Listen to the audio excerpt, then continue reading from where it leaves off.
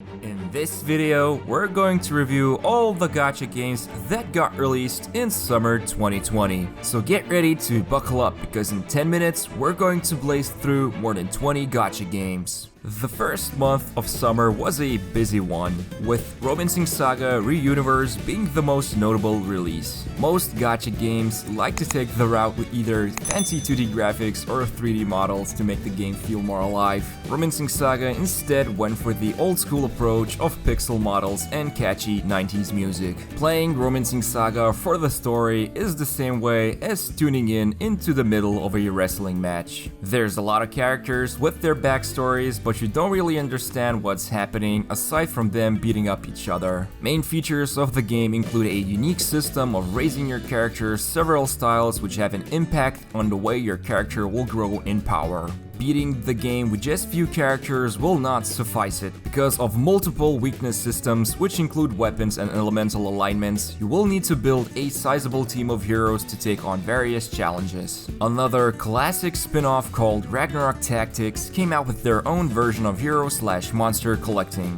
From your typical elements of a gacha game, the combat was the most notable one. You can set the movement direction for your units before the battle begins, so creating pincer tactics finally became a reality for some. Now, you couldn't have a month without a gacha game based on a popular anime series, so One Punch Man The Strongest showed up and it didn't bring anything new aside from the obvious twist that you won't get to play with Saitama, at least directly. Since he is so overpowered, you are able to only call upon for Saitama's help to buff your allies or sometimes even deliver the iconic One Punch KO attack.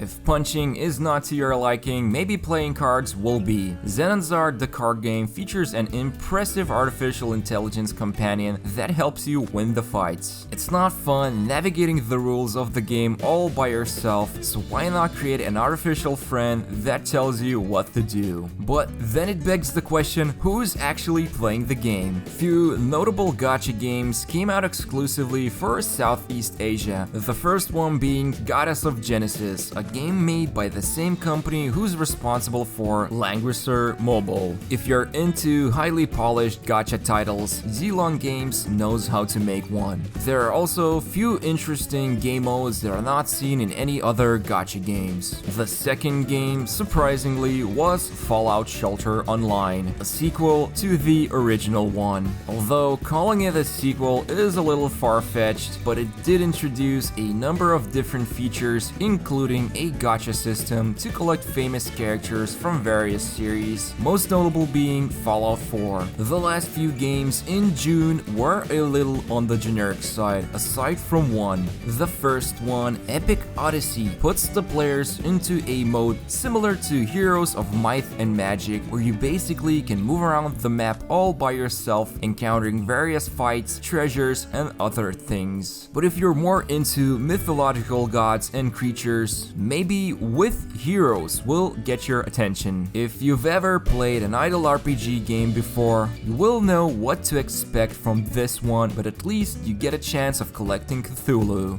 The final of the trio of generic buddies is Stone Age World. Although this is a mobile MMO game where the game basically plays itself for you, the exciting part is the combat. It's similar to how Pokemon battles work, where you can collect painfully cute creatures and pit them against each other in fights. The transition between June and July was a powerful one. After years of being delayed, SinoAlice finally came out on July 1st. This dark, gothic gacha game was headed by the same director who has produced Nier Automata. The biggest takeaway from SinoAlice is that it's heavily focused on guild versus guild battles, much like another popular game called Unison League. The difference between the two is that SinoAlice features a story mode for every major character in the game. You can choose and pick which story to start from, and they all eventually meet each other at some point. You can collect the majority of the characters just from the story mode and even some events, but you can also get more of them from the gacha system. The interesting part is that you can only play with one character at the same time. Leveling more of these characters can give bonuses to the current one you're using, choosing, so there is an emphasis for players to play different characters in order to grow your account's strength. If you thought July was done with innovations, another game came along called Hero Ball Z. Now, they definitely didn't want to innovate on the name, but the gameplay is quite unique.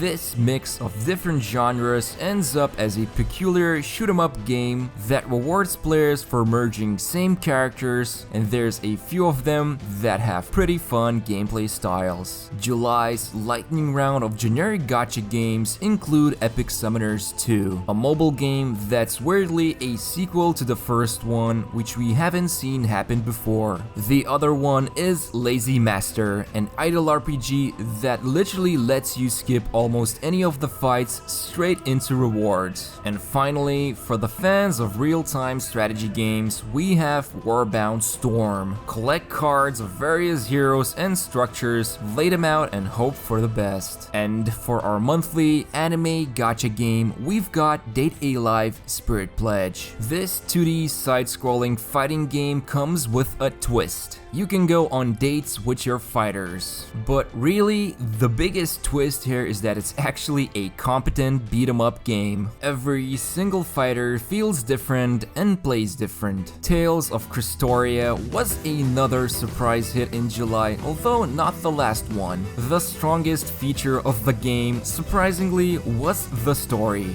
There aren't that many gacha games with good narratives, but because this game is from Tales of series, the developers are able to showcase their expert storytelling skills. However, the real surprise hit at the end of the month was Guardian Tales. Nobody expected that a pixel graphics gacha game could be so full of life. Addicting combat system, tons of puzzles and mysteries to solve, and even an entertaining story. This is probably one of the best single-player gacha games that came out this summer. All in all, at the end of July, we've received 3 very competent gacha games. The final month of summer came with a number of interesting titles. 2 Clash Royale clones decided to emerge after years of sleeping on the trend of being a Clash Royale clone. The first one is Darkfire Heroes, where you can actually, instead of fighting the opponent head-on, challenge them to a battle of race to the top by fighting your way through waves of enemies. What's more interesting is that this game got acquired and republished by Rovio, the same people behind Angry Birds. The second title, called Soul of Eden, has few more tricks up its sleeve, with the coolest one being the factions. While in traditional Clash Royale games, you collect heroes and spells randomly, here you have 4 different factions, each with their own unique playstyles. This is also a game that's published by the same company who have made Sidorica, so you can expect to see lots of charm and love put into it. Stepping away from the world of Clash Royale clones into a more serious one, Tom Clancy's Elite Squad takes the plunge into gacha gaming. One thing is clear, they've definitely delivered in the graphics department. Since this is a Western gacha game, the developers decided to go with a shard system similar to other games like Marvel's Strike Force. So you will first need to collect the pieces of the character before you can actually recruit them. Shining Beyond was another gacha game that was stuck in development hell